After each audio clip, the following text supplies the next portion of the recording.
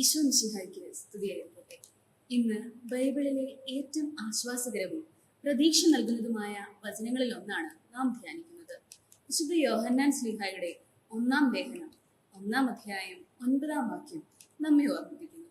നമ്മുടെ പാപങ്ങൾ ഏറ്റുപറയുകയാണെങ്കിൽ അവൻ വിശ്വസ്തനും നീതിമാനുമാകിയാൽ നമ്മുടെ പാപങ്ങൾ ക്ഷമിക്കുകയും എല്ലാ അനീതിയിലും നിന്ന് നമ്മെ ശുദ്ധീകരിക്കുകയും ചെയ്യും. ഇത് എന്താണ് അർത്ഥമാക്കുന്നത്? ഈ വാഗ്ദാനം നമുക്ക് എങ്ങനെ സ്വീകരിക്കാം? നമ്മുടെ പാപങ്ങൾ ഏറ്റുപറയുന്നത് എളിമയുടെ ശക്തമായ പ്രവൃത്തിയാണ്. നമ്മൾ തെറ്റുകൾ ചെയ്തിട്ടുണ്ടെന്നും കാര്യങ്ങൾ ശരിയാക്കാൻ നമുക്ക് അവിടുത്തെ സഹായം ആവശ്യമാണെന്നും നാം ദൈവത്തോട് സമ്മതിക്കുന്നു. എന്നാൽ ഇവിടെ മനോഹരമായ ഒരു ഭാഗമുണ്ട്. കുറ്റസമ്മതമോ നാണക്കേടോ അല്ല, അത് സ്വാതന്ത്ര്യത്തെക്കുറിച്ചാണ്. കുമ്പസാരം എന്നാൽ ഹൃദയഭാരത്തിൽ നിന്നുള്ള സ്വാതന്ത്ര്യം എന്നാണ്. നമ്മുടെ പാപങ്ങൾ ഏറ്റുപറയുമ്പോൾ നാം കുറ്റബോധത്തിന്റെയും പശ്ചാത്താപത്തിന്റെയും ഭാരങ്ങൾ താഴെ ഇറക്കുകയാണ്.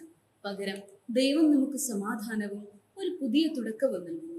വിശുദ്ധ യോഹന്നാൻ ശ്ലീഹായുടെ 1-ാം ലേഖനം 1-ാം അധ്യായം 9-ാം വാക്യം ദൈവത്തെക്കുറിച്ചുള്ള മനോഹരമായ 2 സത്യങ്ങൾ നമ്മെ ഓർമ്മിപ്പിക്കുന്നു. ദൈവം വിശ്വസ്തനും നീതിമാനുമാണ്. വിശ്വസ്തൻ എന്നാൽ ദൈവം തന്റെ വാഗ്ദാനങ്ങൾ നിറവേറ്റുന്നു എന്നാണ്. നാം ദൈവത്തിന്റെ അടുക്കലെത്തുമ്പോൾ അവിടുന്ന് ഒരിക്കലും ക്ഷമിക്കുന്നതിൽ പരാജയപ്പെടുന്നില്ല. ദൈവത്തിന്റെ ക്ഷമ അവിടുത്തെ പൂർണ്ണതയിൽ വേരൂന്നിയതാണെന്ന് അർത്ഥമാക്കുന്നു. ദൈവം വിദ്വേഷം സൂക്ഷിക്കുകയോ പാപത്തിന്റെ കണക്ക് സൂക്ഷിക്കുകയോ ചെയ്യുന്നില്ല. നാം പാപങ്ങൾ ഏറ്റുപറയുമ്പോൾ അവിടുന്ന് പൂർണ്ണമായും ക്ഷമിക്കുന്നു. ഓരോ തവണയും അവിടുന്ന് നമ്മുടെ ഹൃദയത്തിലെ പാപക്കറകൾ തുടച്ചു മാറ്റുന്നു. ദൈവത്തിന്റെ ക്ഷമ നമുക്ക് എങ്ങനെ സ്വീകരിക്കാം? ഈ വാഗ്ദാനം നമ്മൾ എങ്ങനെ സ്വീകരിക്കുകയും ജീവിക്കുകയും ചെയ്യും? അത് സത്യസന്ധതയിൽ നിന്നാണ് ആരംഭിക്കുന്നത്. നമ്മുടെ ഹൃദയത്തിന്റെ അവസ്ഥയെക്കുറിച്ച് ചിന്തിച്ച് നമ്മുടെ പാപങ്ങൾ ഏറ്റുപറഞ്ഞ് ക്ഷമിക്കാനുള്ള ദൈവത്തിന്റെ വിശ്വസ്തതയിൽ വിശ്വസിച്ച് ആശ്രയിച്ച് ദൈവത്തിന്റെ ക്ഷമ സ്വീകരിക്കാം. ക്ഷമ എന്നത് ദൈവത്താൽ പൊറുക്കപ്പെടുക മാത്രമല്ല, അത് നമ്മോട് തന്നെ ക്ഷമിക്കുകയും അതേ കൃപ മറ്റുള്ളവർക്ക് നൽകുകയും ചെയ്യുന്നു.